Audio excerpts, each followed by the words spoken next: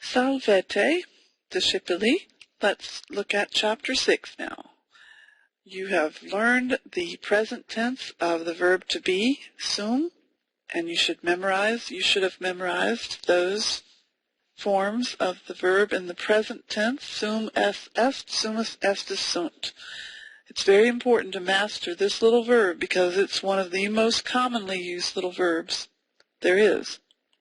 Sum es est, sumus estis sunt is the present tense. We're going to go over Lesson 13 in Studium Latinae, and this will be found in Chapter 6 of Wheelock's.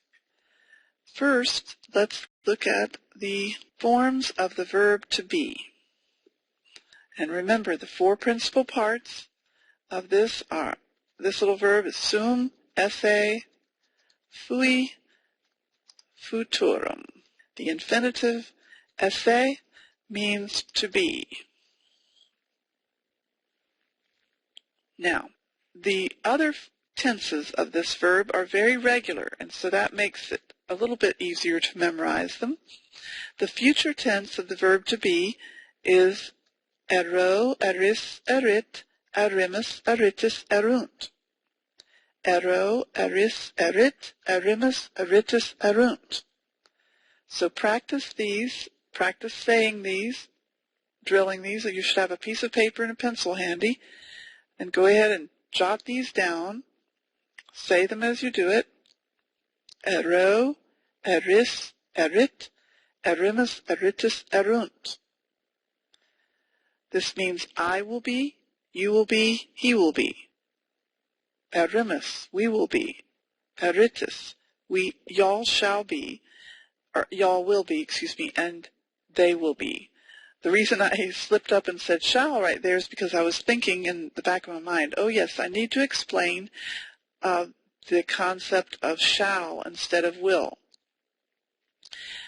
In old-fashioned English, there was a differentiation between shall and will, and there's a whole lot of debate these days in grammatical circles, in grammar, people that are grammarians, about whether it's very important to differentiate between shall and will, and I will leave that debate to other people. As far as I'm concerned, you are fine in just translating all of these as will. I will. But if you want to be really proper, then you should always say I shall. That's the idea. For the first person. After the first person, I or we shall. But in the second person and the third person, you can just say you will, or he, she, or it will. They will. So that's how this works. And y'all will. Let me put that over here. You, plural, will. All right, now, the goal is to be able to just look at these Latin words and know what they mean intuitively, just like you would know your own language. So don't always translate everything into English. Whenever you practice, at first, when you're just beginning, you will probably need to put the English right beside it. Like aram is I was, and aramus is we were. But after a while, you should be able to just think the Latin word and think the concept of it along with it. Especially with nouns, it's good to practice. When you go over your nouns, just picture the concept that that word represents in Latin rather than picturing the English word and translating it always into English. Your goal is to get really familiar with the words puella or mensa for table, terra means land, those kinds of things. And to just be able to picture the concept in your mind along with that Latin word, just the way we do with our English native language.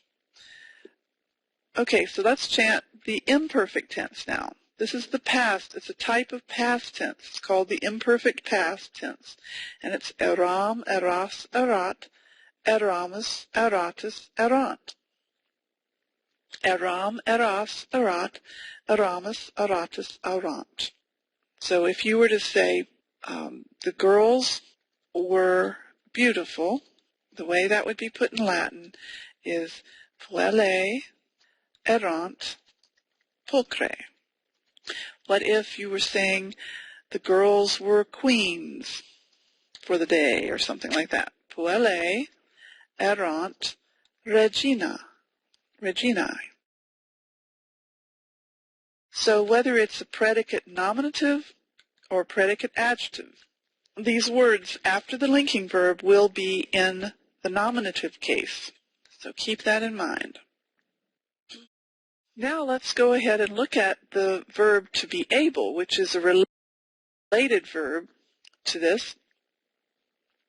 This verb is very easy to memorize once you know the forms of the verb sum, the various tenses, the three tenses. So master that one first, because look, all it is, this verb possum, is the verb to be with a prefix attached. This prefix, pot, means power or ability, and you can actually just simply translate it as able. The way I've got it in all caps here.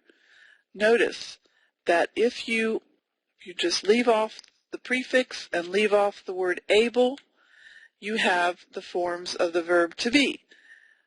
So now all of them are very regular and simply are spelled exactly the way they would be if you added pot to the verb to be, except for this first form here and three others, because in front of an S, pot turns into a pos.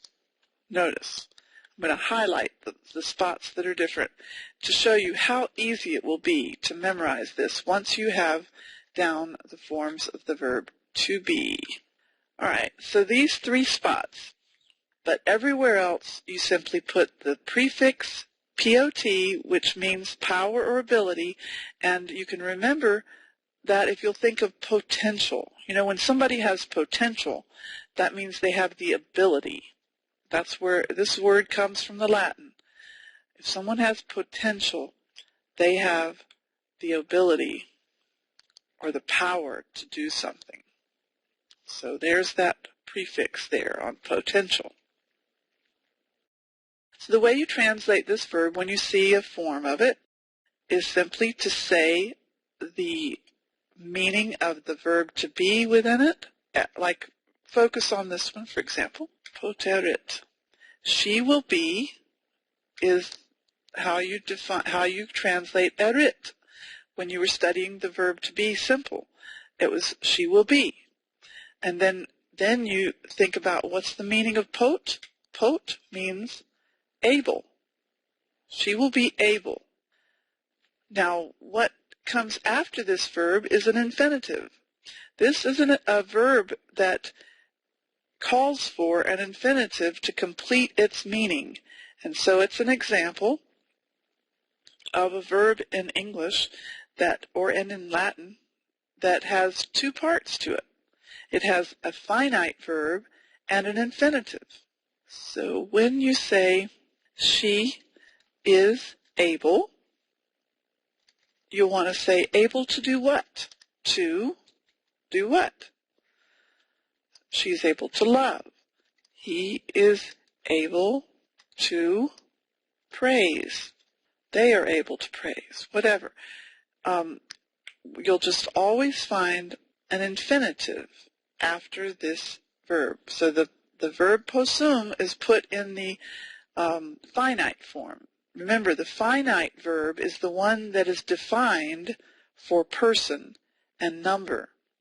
So potest, she is able. See, there's the little word est, means she is or he is. Potest, she is able to love. Then you would probably follow that with the concept of the direct object. Who's going to be loved? She's able to love God would be deum. He is able to praise God. Potest. laudare Deum. So that's how this verb works, and that's called this, when the infinitive is being used like this, it's called the complementary infinitive.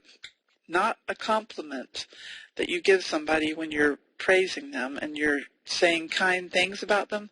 That compliment is spelled C-O-M-P-L-I-M-E-N-T, but this kind of grammatical word that completes the sense of something, gives the rest of the meaning, is called a complement. That comes from the Latin that means to fill up and to fill out. So here are some other examples. He is able to save money, es pecuniam conservare potest, and they are able to love, amare possunt. We are not able to see, non videre possumus. She is able to love God. He is able to praise, potest laudare Deum. Okay, so that's it for us this week.